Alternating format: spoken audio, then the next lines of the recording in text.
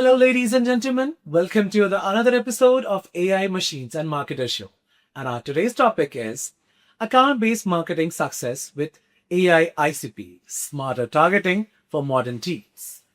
Well, it is clearly established that B2B market has evolved a lot. Things have changed and grown at a very faster scale.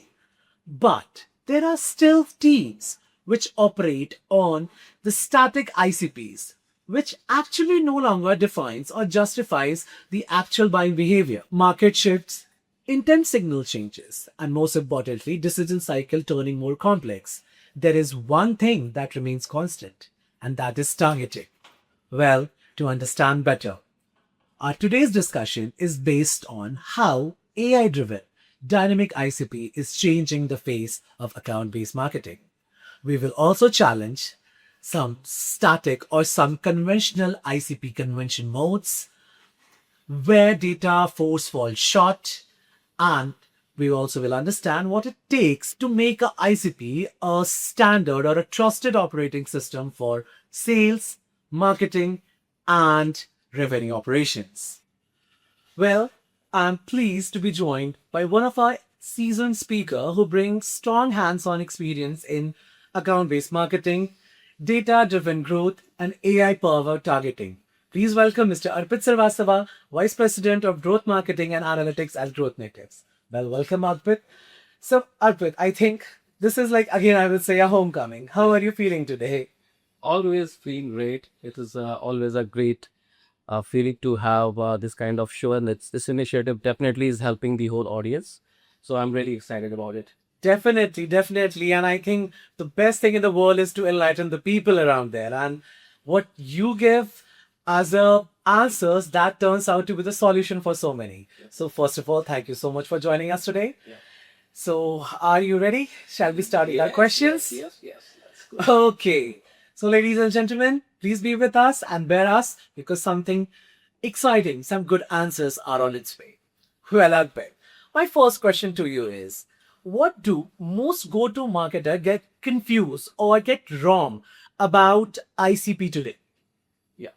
So basically, what's happening is ICP traditionally has been more like a static exercise, Right. and somebody, the leadership team, they have a meeting. They decide that this is my software, or this is my product, or this is the category of services that we want to offer, and let's define addressable market for this need. Right. And then they come up with some kind of combination of, like, we want to target B2B, we want to go after company which is a range of, let's say, 50 to $500 million, and that becomes like a PowerPoint that the whole company adopts.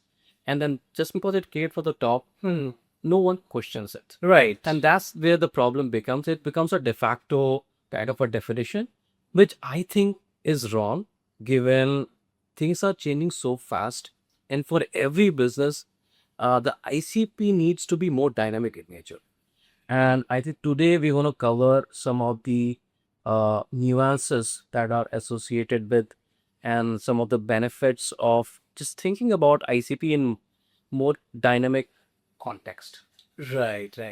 As we say about the dynamic thing, that's my next question actually. Why do so many ICP quietly become set and forget thing? I mean, have you seen like they do this, and even in the organization that invest heavily in data and that RevOps, like revenue operations. So what is this like? Can you throw some light on it? Actually, the problem is there's always resistance to change. Right. And then ICP definition is generally an exercise that is being carried by somebody in the boardwalk, Right. somebody sitting on the top. So that mandate comes in and team follows that, and it becomes a de facto definition. Nobody questions that. So what we really need is people who actually own the data and have access to some of the customer analytics. They should come forward and question the ICP definition that was probably uh, somebody defined 5 years, 10 years back, and still be followed. So that's where, in fact, we did a survey recently, and then we asked, like, how many of you have actually revisited your ICP definition? And that was live webinar, and it was the results were very obvious that nobody actually remember. The majority of people were either have never revisited their ICP definition, or have done maybe once. Yeah, done 2, 3 years back, and still they're working on it. Yes, yes, yes. So they think that, and in my view, if you start it with an ICP definition, which is static in nature, it's more like an hypothesis, Yeah. and you have to actually prove it.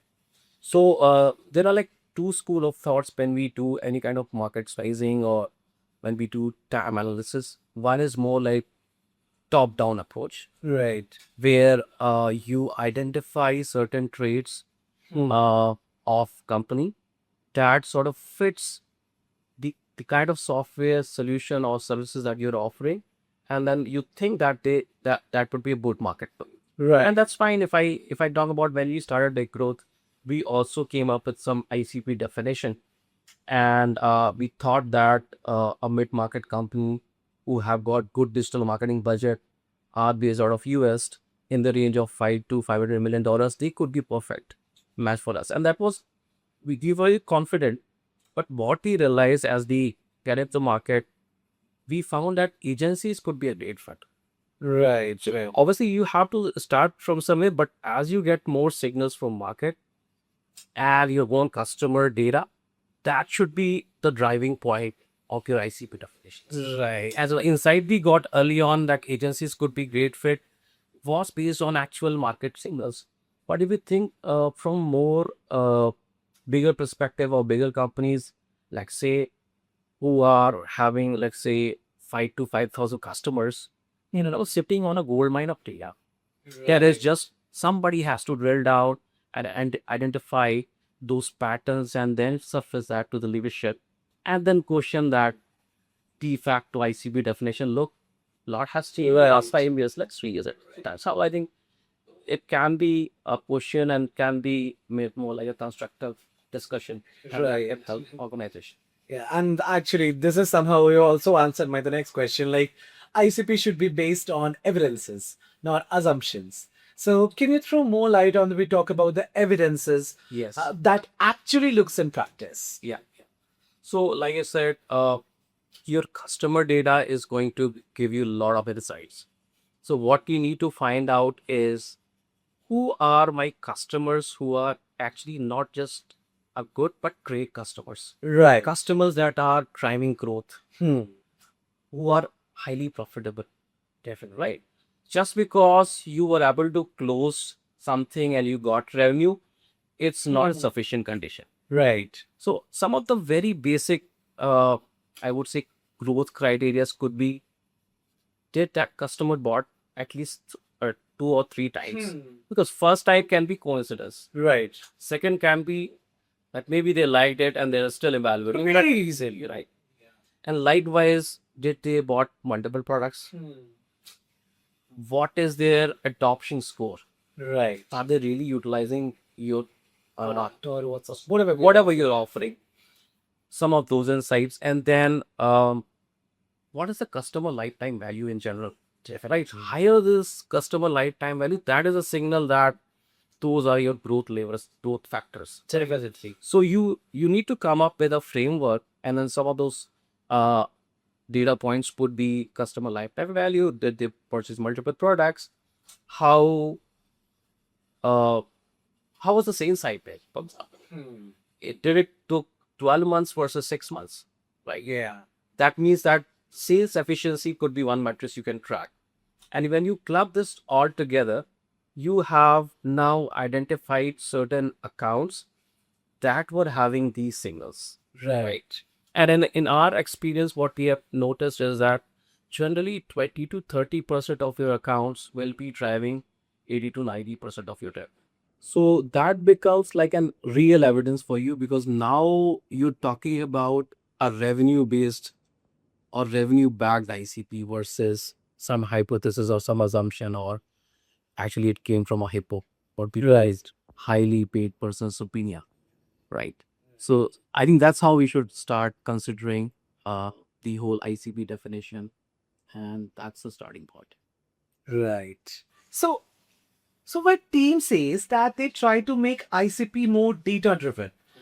What is the most mistake, a common mistake I would say that this seems to make? So I think the biggest challenge, even for the mature organization, is that they stick to the just revenue metrics. Right. And we just talked about there are plenty of other factors and signals that we need to consider. And then a lot of it actually exists in your Salesforce CI. And some of that exists in your marketing automation too. Right. And then you have purchased so many tools around the product adoption, data enrichment. So there are plenty of data set. It's just matter of utilizing them in a right way. So we talked about the growth factors, and then when you apply those growth factors and create a structure of the ICP in terms of now let's define within those growth factors whatever companies that 40-30% of companies that were driving 90% of revenue have came in, what are their traits and what are the combination of those traits in terms of the employee count, the revenue range, whether it's B2B, what's the geo, what's the industry, what is the sub industry, what is the combination where you have a good chunk of accounts that are meeting the growth factors, and that becomes your base Right. for the ICP definition, which is not just revenue backed, but is actually backed by growth factors, the profitability, get long-term view, the adoption to the tool. Everything is being considered, and now you know what are the traits. So that's where, with that definition, you can come up with some kind of a rule-based scoring model. Traditionally, it was again more like a hypothesis. Now it is backed by data. Right. So that is a step one where you have defined an ICP which is backed by growth factors, and you have a score that is telling you how close this company is Exactly. when it comes to analyzing those growth factors. Then the second aspect is beyond these, there could be a lot of other, I would say, factors and signals that manually, if you're trying to analyze, you might oversee that. And over there, the AI comes into picture. So AI-driven scoring again will help you surface some of those signals that were not there.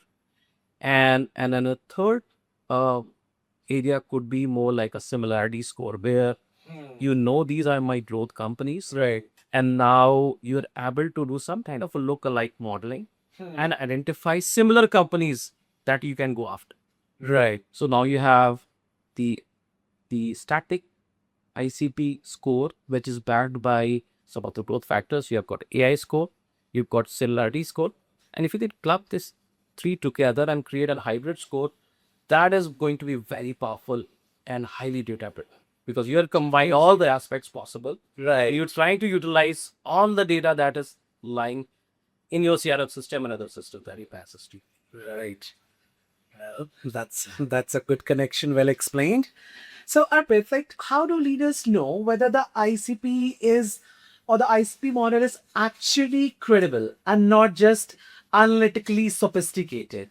Yeah, that's a great question, and it's very important to understand this that no matter how nuanced and how sophisticated we become in our tech stack with analytics, trust is the biggest currency. Right. These policies. Definitely. And in order to create that trust, you need an evidence that is backed by the revenue thing that we were just talking about, where those growth factors are leading to the companies, the logos that is making your company profitable. And those are not just the random customers, those are customers that you really want to have, and that will define growth, right? So if you get proof in front of your board that look, this ICP definition is backed by the companies that are our existing customers who are driving 90% of your revenue, and these are the factors that define them. Everyone will listen, and then adoption and trust will happen on its own. Basically, it's act like a goodwill. Yes. So, once an organization adopts this approach, how does it changes day-to-day decision making for CMOs, CROs, or revenue operations leaders? Yeah. So basically, when we started off, we talked about really deriving the growth factors and redefining the ICP, right? Now you have an evidence-based ICP and you know those criteria. Now we can start applying those scores and factors to your prospect accounts. Right. So from marketing perspective, now you know like why you want to go after. Right.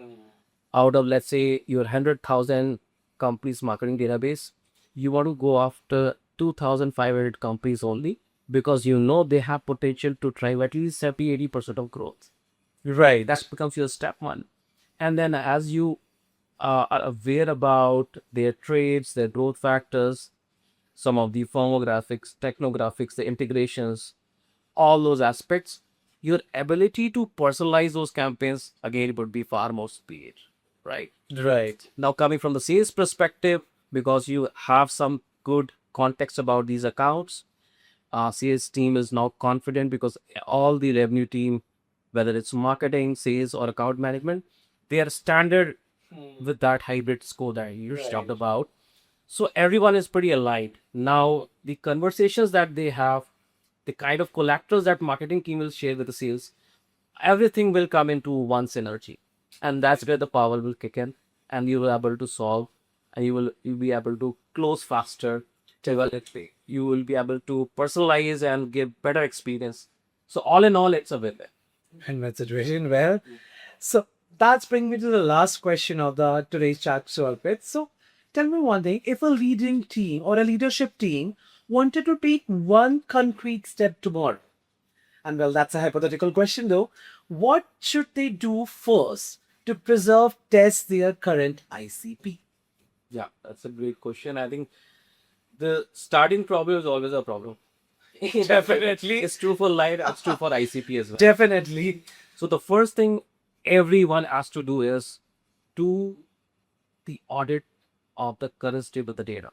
Right. Understand where you are. Because we talked about a lot of things, but if your underlying CRM data has some issues, there are null values, it's not harmonized, there are missing information, it's not well enriched, it has stale information, it does not have right personas, then how come the insights, the AI will help you, right? Right. The first step is ensure that you do the audit, you understand the current state of data, you know what needs to be enriched, and you ensure that data is up to speed and it's actually accurate.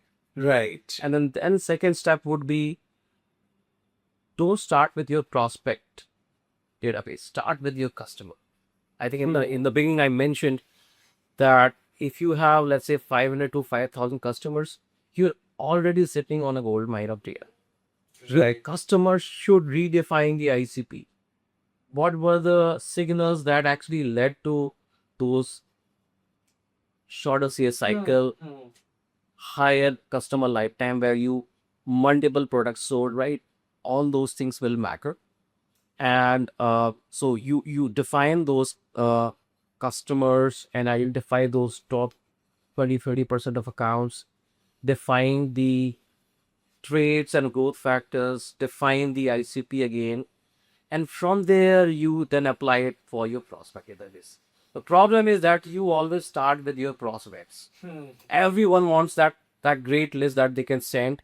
He has to, and then it should automatically convert or magically close faster, and that doesn't happen. So you need to do some homework, and those 2 points, the data audit and then the customer intelligence, Right. those two will be the foundation there. Definitely. Basically, it's like one thing that you should be in consideration and keeping things aligned for the better results. Yes. Well, thank you so much, Arpit, for joining us today. Hope this conversation turns out to be fruitful to our audience. Well, that's the wrap for our today's conversation on how static ICPs sabotages pipeline. Whereas on the other hand, AI-driven dynamic ICP helps you target the right audience and at the right time. So ladies and gentlemen, if you're still operating on the firmographics or last year assumptions, well, let me tell you, you are not only losing the sales, but in fact, you are losing urgency, accuracy, and the real reason behind who is the actual buyer. Well, that's all for today. Meet you in the next episode. Till then, keep learning, keep evolving.